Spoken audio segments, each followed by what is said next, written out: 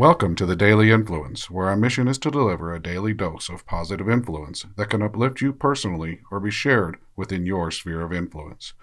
While not every episode may directly apply to your unique circumstances, we strive to provide insights and inspiration relevant to most people's daily, weekly, and monthly lives. Whether you are tuning in during the morning, noon, or night, the Daily Influence is here for you. Listen, share, and embrace the power of influence in your life. Hey everybody, Brian Smith here with the Daily Influence, and we continue our communication journey, and we're going to do a brief discussion about the amazing power of the written word. And I'm going to go beyond just mere texting and emailing. We're going to talk about inked written word and how powerful when we put something in writing can be for us, even today in this day of electronics and videos and all of the things that we're dealing with in communication options in society and in work today.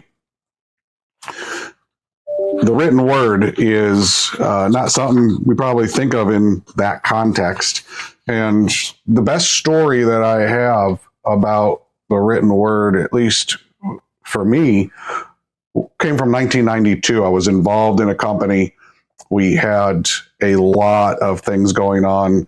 We had partners that were doing nefarious things. They were self-justifying them, like we were talking about yesterday. There was a lot of self-communication going on. I was young, 1992. I was in my early 20s, and I found myself in a position of leadership way before I was ready. A friend of mine was married to a lawyer, and so I was able to get some time with the partner of her law firm. Mm-hmm. And he said something to me that has stuck with me ever since. And what he said to me was that the written word is powerful. If you ever feel backed into a corner, write a letter, deliver it, make sure it gets delivered, make sure it's done in the right way so that it can become a permanent part of the communication. And as an example, he used for me was his divorce. And he was going through a divorce, and he had written letters to credit card companies that he and his wife had together. And in those letters to the companies where he was the card holder and his wife was like the follow-on card holder, he told them what was going on. And this is back in the 90s, so things weren't like they are today where you can get online and see things. He sent this letter, certified mail, and basically said that he wasn't responsible for any charges after this date. And he provided a copy of the separation agreement and all these other things. Well, his ex-wife was charging on these credit cards, and the credit card company tried to collect it from him. And he ended up in court over it. It was quite a bit of money. If I recall, it was thousands of dollars.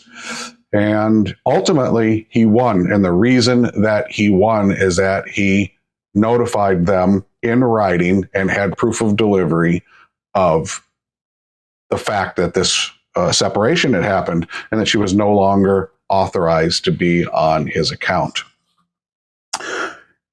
And there are other examples in my life where the written word has protected me.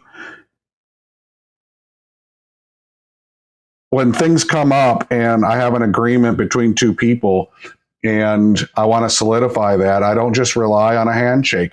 I wish I could. I would love to do business on handshakes.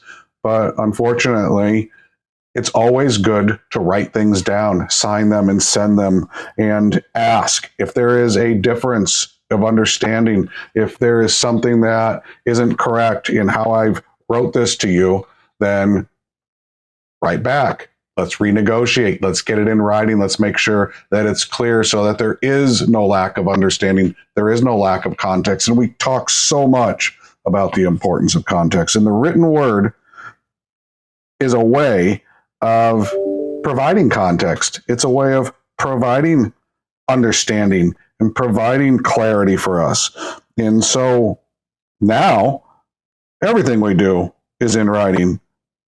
Our agreements are writing, and we do them in the most efficient way that we can using technology today, but we still fall back on the written word to establish what we do and how we're going to do it for our customers. We still fall back on the written word to clarify our understanding of things between people. We still fall back on the written word to provide context that, if we lack, can lead to so much turmoil and so much conflict between humans.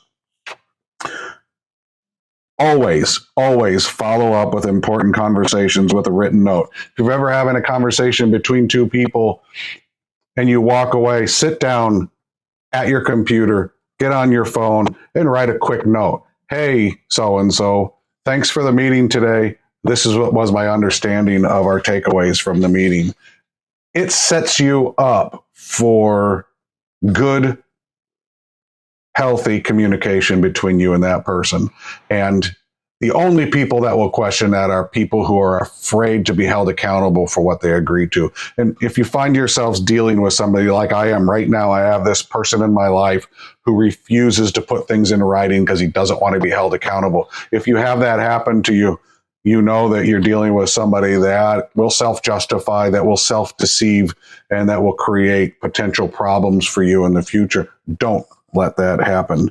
Sometimes the written word has more power than the spoken word because it's traceable, and that's why these people are afraid of it. So use the written word to your benefit, use it to your advantage, let it provide you with context, let it provide you with understanding so that you have a good relationship with people, and that relationship is built on a clear understanding of communication.